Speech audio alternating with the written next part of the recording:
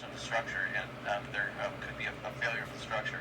And that was why that information was provided to Sheriff Honey, and he decided that it was necessary to do the evacuation order. Okay.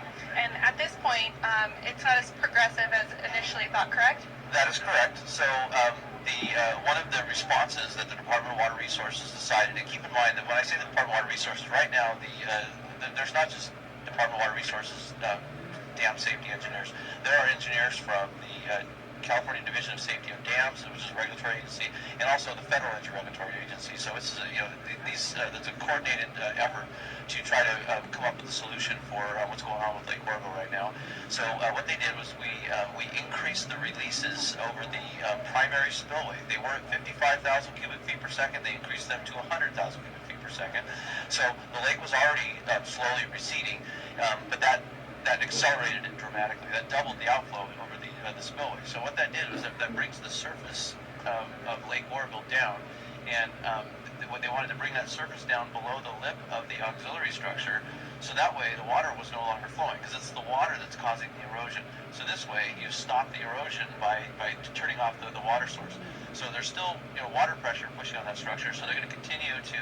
And this is information I had before I came up here 2 hours ago. So, but this the plan is to continue to reduce the water, to reduce the pressure or lower the water level to reduce the pressure on that structure, and be able to effect repairs. Now that the water's not on that structure, it's going to dry out, or at least there's not going to be flowing water, and so we can get we can start getting assets in there to start effecting a repair. We've heard some large helicopters flying over. I know that was one of the things they were talking about when I left, was getting helicopters up in this huge construction helicopters that can lift these large bags of rock, these giant bags of rock, and place them in the erosion feature.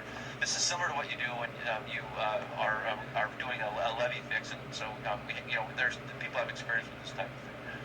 As far as where the release is now, I know it was at 55,000, but is it up more? Is it less? Yes. Oh, it was 100,000. I'm sorry. Yes, it was 55,000 cubic feet per second today, and they ramped it up very quickly to 100,000 cubic feet per second to again lower Lake Oroville even faster. The lake was actually today was most of the day things were pretty stable. The lake was lowering.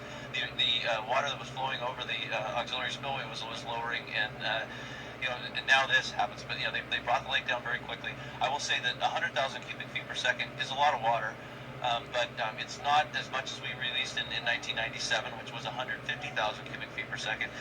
In 97, so anyways, that was the flow in 97. Since that time, there's been a lot of levee improvements in the area, but the channel capacity was designed to handle 150,000 CFS down the Feather River. And is that water still really just going over that emergency spillway?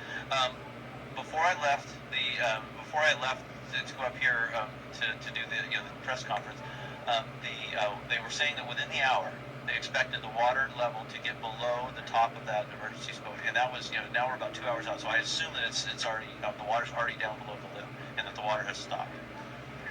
Thank you so much. You're welcome.